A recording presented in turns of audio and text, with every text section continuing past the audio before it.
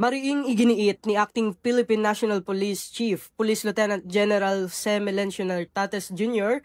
na walang ipinapatupad na quota arrests sa hanay ng pambansang pulisya. Ang paglilinaw ay ginawa ni Police Lieutenant General Nartates sa isang press briefing sa Camp Crame nitong Lunes matapos umapila ang Detainee Rights Advocacy Group na kapatid na baliktarin ang naunang pahayag ni dating PNP Chief General Nicolas Torre III hinggil sa paggamit ng bilang ng mga naaresto bilang batayan sa promosyon ng mga pulis. Matatandaan na nang maupo si Police General Torre noong Hunyo, inihayag niyang magiging sukatan ng performance ng mga pulis ang dami ng kanilang naaresto. Nagbabala naman noon ang Commission on Human Rights na maaaring magdulot ito ng pang-aabuso at paglabag sa karapatang pantao.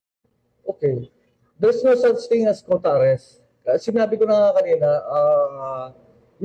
our operations, not only in the Philippine National Police, as well as the different law enforcement agencies, no, including the armed forces. Paano sa ba nagkakantak ng patrol or combat patrol? It is intel-based, no? Napakasimple ang intelligence. We send out priority intelligence requirements, and then from periodically or in a daily basis, essential elements of information dumarating, and we process that.